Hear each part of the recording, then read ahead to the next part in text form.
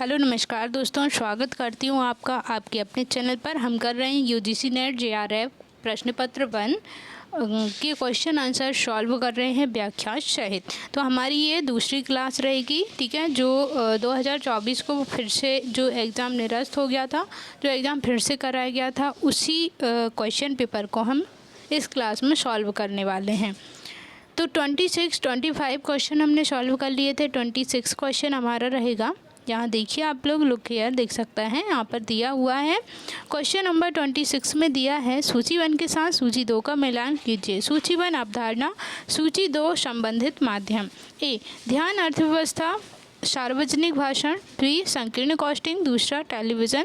सी समकालिक दर्शक। तीसरा इंटरनेट। डी वर्तमानता का अनोखा रूप। M radio. नीचे दिए गए विकल्पों में से सही उत्तर का चयन कीजिए।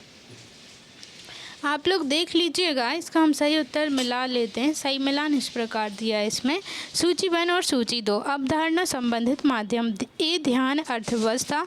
तीसरा इंटरनेट, ठीक है। बी संकीर्ण कास्टिंग। M radio. सी समकालिक दर्शक, सार्वजनिक भाषण। डी वर्तमानता का अनोखा रूप, टेलीविज़न। क्वेश्चन नंबर 27, सूची 1 सूची 2 अवधारणा संबंधित माध्यम, ठीक है। ए ध्यान, अर्थव्यवस्था, इंटरनेट। बी संकीर्ण कास्टिंग। M radio. सी समकालिक दर्शक, सार्वजनिक भाषण। डी वर्तमानता का अनोखा रूप, television. Question number 27, open source software के संदर्भ में निम्नलिखित में से कौन सा कथन सही है? ए यह एक ऐसा सॉफ्टवेयर है जिसे इसके सोर्स कोड के साथ वितरित किया जाता है। बी यह किसी को भी अपनी आवश्यकताओं के अनुसार सॉफ्टवेयर को संशोधित करने की अनुमति देता है। सी यह एक ऐसा सॉफ्टवेयर है जिसे कोई भी व्यक्ति भुगतान करने से पहले परीक्षण के आधार पर उपयोग कर सकता है।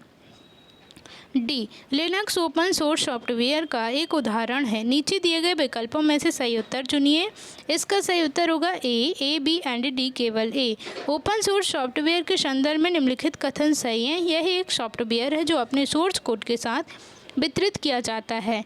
यह किसी को भी अपनी आवश्यकताओं के अनुरूप सॉफ्टवेयर को संशोधित करने की अनुमति देता है। लाइनक्स ओपन सोर्स सॉफ्टवेयर का एक उदाहरण है। क्वेश्चन नंबर 28, निम्नलिखित में से कौन तीव्रतम डेटा संचारण वाले सर्वाधिक स्थिर कंप्यूटर नेटवर्क की रचना करेगा? ए युक्तियों को जोड़ने के लिए बेतार अभिगम बिंदु का प्रयोग करना। बी मोबाइल फ़ोन का प्रयोग कर युक्तियों को बिना तार के जोड़ना। सी युक्तियों को क्रम में जोड़ने के लिए सह अक्षीय केबलों से जोड़ना। डी ऑप्टिक फाइबर केबलों का प्रयोग कर युक्तियों को एक स्विच से जोड़ना। इसका सही उत्तर होगा डी ऑप्टिक फाइबर केबलों का प्रयोग करके युक्तियों को एक स्विच से जोड़ने पर तीव्रतम डेटा संचारण वाले सर्वाधिक स्थिर कंप्यूटर नेटवर्क की रचना की जा सकती है। क्वेश्चन नंबर 29, सूची 1 के साथ सूची 2 का मिलान कीजिए। सूची 1 मालवेयर प्रकार। सूची 2 विशिष्टताएं।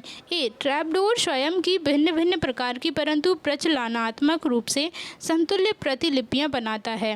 B time bomb. Time bomb क्या है? देखिए, टाइम बॉम्ब ऐसा कोड जो भारत में ऐसा कोड जो बाद में आपराधिकृत द्रुत अधिगम की अनुमति देता है। सी पॉलीफार्मिक वायरस, अनुदेश जो निष्पादित होने के बजाय व्याख्यायित होते हैं।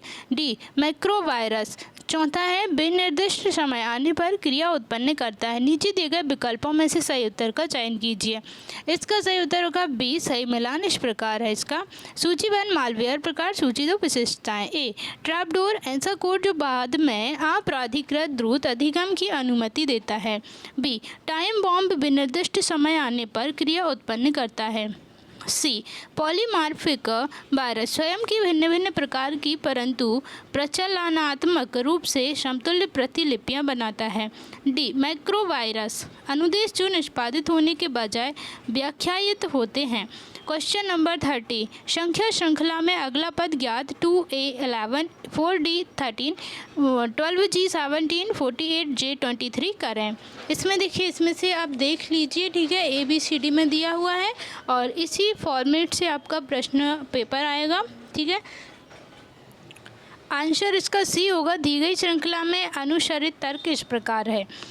2A11, ठीक है। यहाँ पे आप देख लीजिए, इस प्रकार से इसका डिस्क्रिप्शन है, ये व्याख्या दी हुई है। हम आते हैं 31 क्वेश्चन पर। कौन सा उच्च क्रम ज्ञान इस बात में अंतर ला सकता है कि कोई छात्र कितनी अच्छी तरह और कितनी जल्दी सामग्री सीखता है? ए घोषणात्मक, बी रटना, सी मेटा कॉग्निशन, प्रक्रियात्मक। इसका सही उत्तर होगा सी मेटा कॉग्निशन। किसी व्यक्ति की अपनी संज्ञानात्मक प्रक्रियाओं जैसे कि सीखना, याददाश्त, ध्यान और समस्या समाधान के बारे में सोचने और उन्हें नियंत्रित करने की क्षमता है। इससे यह फ़र्क पड़ सकता है कि आपके विद्यार्थी कितनी अच्छी तरह और कितनी जल्दी विषय वस्तु सीखते हैं। Question number 32। रीना आइसक्रीम खाना चाहती थी। उसने ऑनलाइन एक फ़ोन नंबर निकाला। डायल करते समय उसने बार बार नंबर दोहराया। ऑर्डर डिलीवर होने के बाद वह नंबर भूल गई। यह किस मेमोरी प्रक्रिया के उपयोग का एक उदाहरण है? ए अल्पकालिक मेमोरी, बी स्वचालित प्रसंस्करण, सी प्रतिध्वनि मेमोरी, डी आइकॉनिक मेमोरी। ए इसका सही उत्तर होगा अल्पकालिक स्मृति। कम समय के लिए थोड़ी मात्रा में जानकारी को बनाए रखने की क्षमता है। इसे अक्सर मस्तिष्क का कार्यस्थल कहा जाता है। यहाँ अल्पकालिक स्मृति के कुछ उदाहरण दिए गए हैं। अभी अभी सुनाए गए फ़ोन नंबर को याद करना, यह याद रखना कि कुछ क्षण पहले कोई चीज़ यहाँ कहाँ रखी गई थी, शब्दों की एक श्रृंखला को याद करना और उसे दोहराना। Question number 33। सूचीबद्ध के साथ सूची 2 का मिलान कीजिए। सूचीबद्ध कणिका पदार्थ शब्द, सूची 2 विवरण। ए एरोसोल कार्बन बाष्पशील पदार्थों के मिश्रण के साथ अपूर्ण संयोजन से निर्मित कण।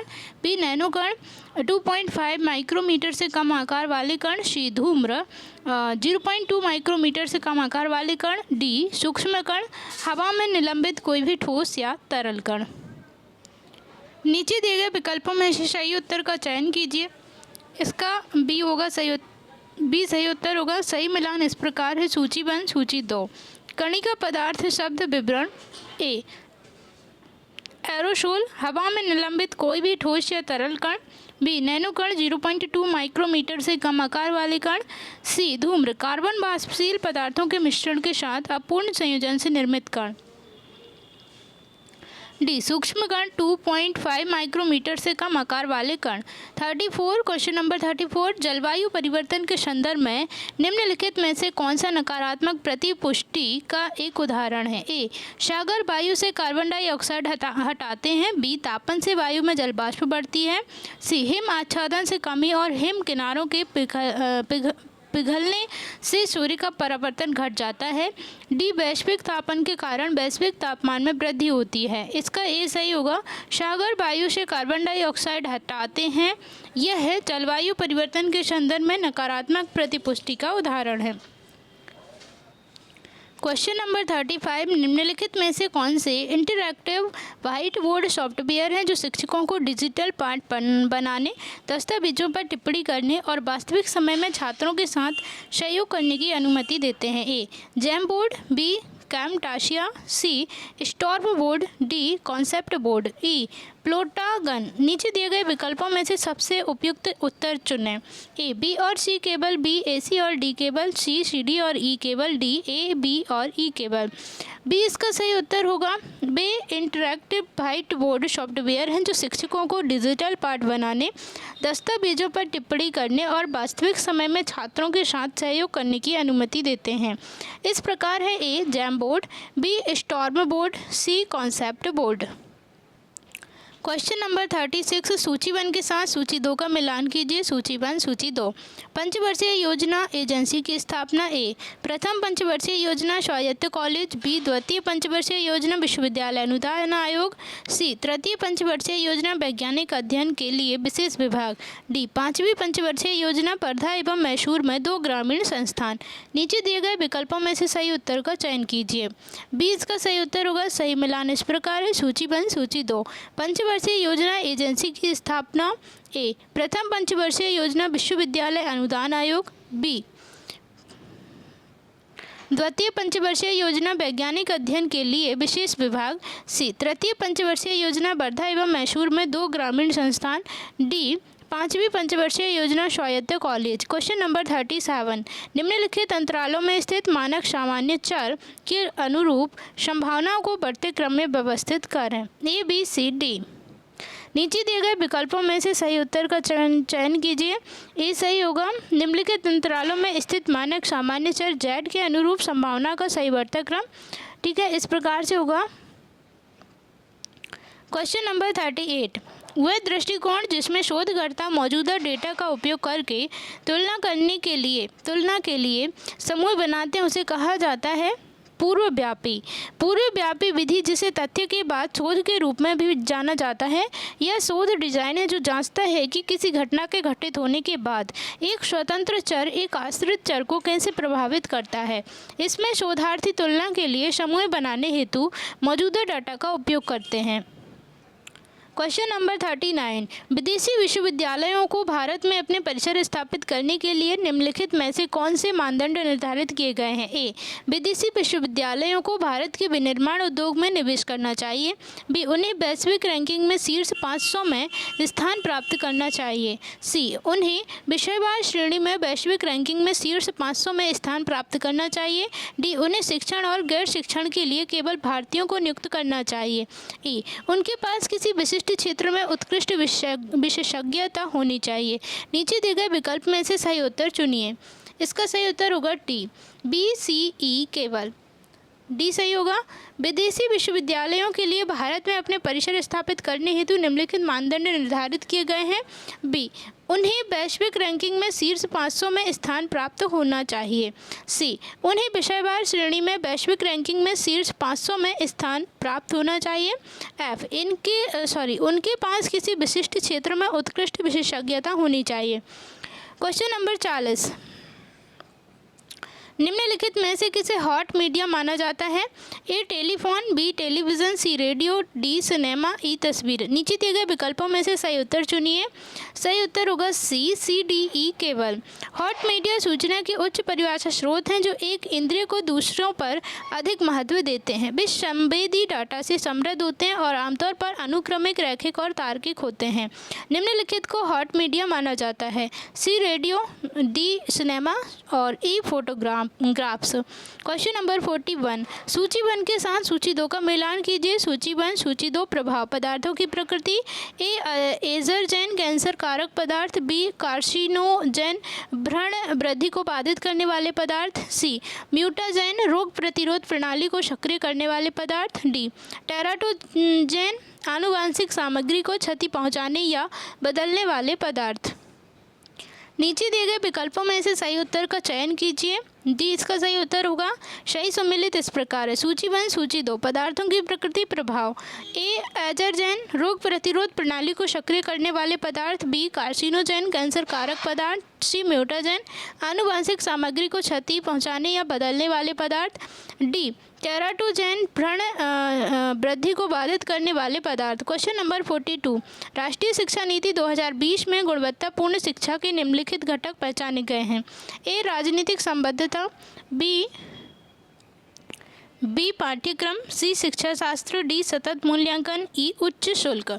नीचे दिए गए विकल्प में से सही उत्तर चुनें। बी सही उत्तर होगा। बी, सी, डी केवल।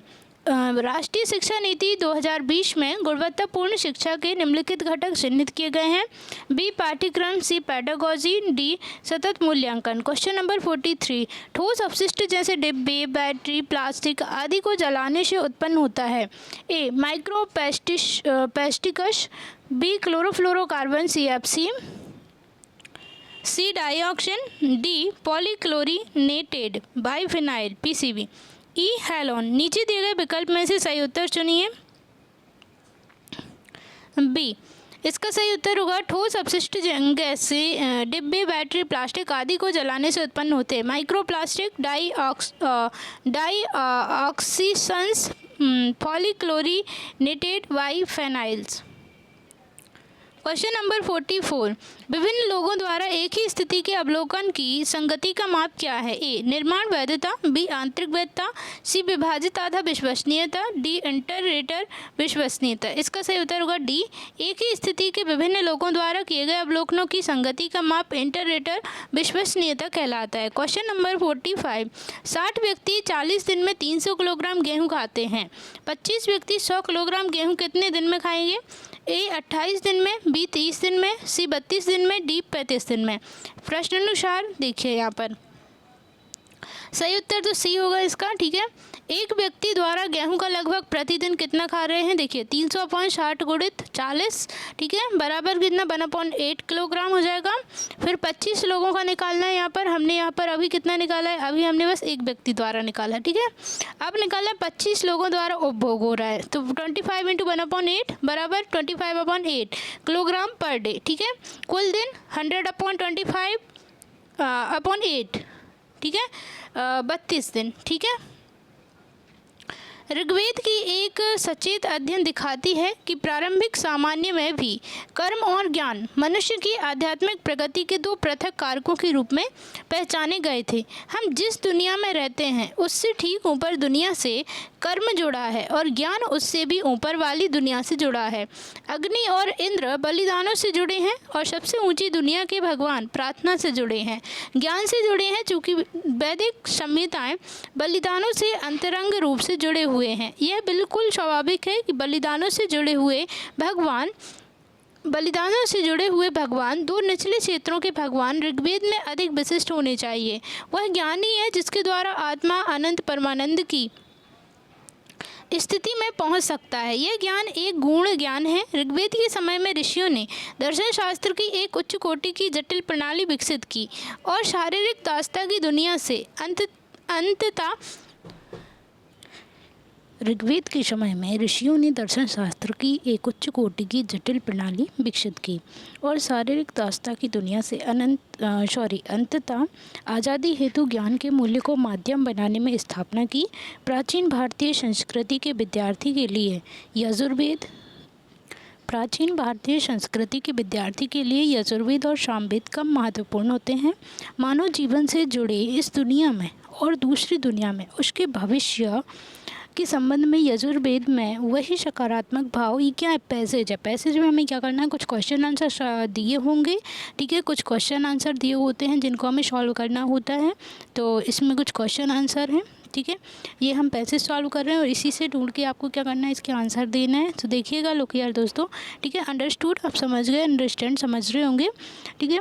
भौतिक प्रचुरता भी काफ़ी दर्शनीय है। सोना और गहनों को स्वतंत्रता से स्पर्णीय वस्तुएं बताया जाता है।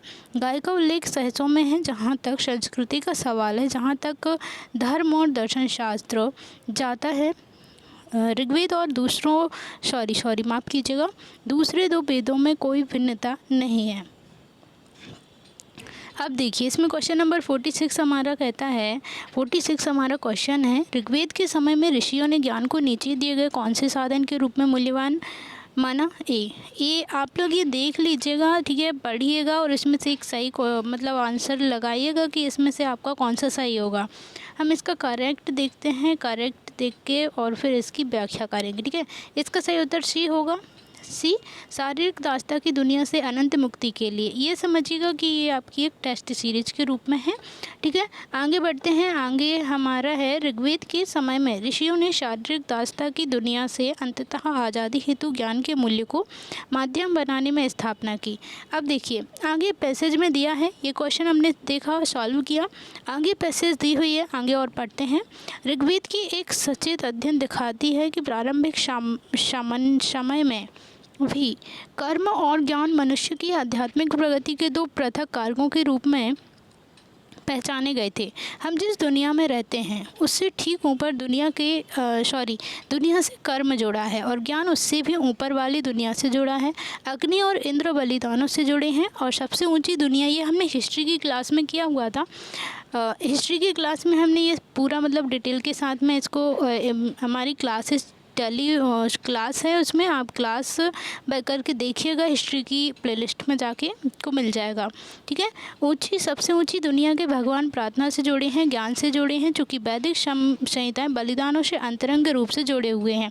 यह बिल्कुल स्वाभाविक है कि बलिदानों से जुड़े हुए भगवान दो निचले क्षेत्रों के भगवान ऋग्वेद में अधिक विशिष्ट होने चाहिए। वह ज्ञान ही है जिसके द्वारा आत्मा अनंत परमानंद की स्थिति में पहुंच सकता है। यह ज्ञान एक गूढ़ ज्ञान है। ऋग्वेद के समय में ऋषियों ने दर्शन शास्त्र की एक उच्च कोटि की जटिल प्रणाली विकसित की और शारीरिक दास्ता की दुनिया से अंततः आज़ादी हेतु ज्ञान के मूल्य को माध्यम बनाने में स्थापना की। अब देखिए आगे, प्राचीन भारतीय संस्कृति के विद्यार्थियों के लिए यजुर्वेद और सामवेद कम महत्वपूर्ण होते थे। ठीक है। मानव जीवन से जुड़े इस दुनिया में और दूसरी दुनिया में उसके भविष्य के संबंध में यजुर्वेद में वही सकारात्मक भाव दिखाई पड़ता है।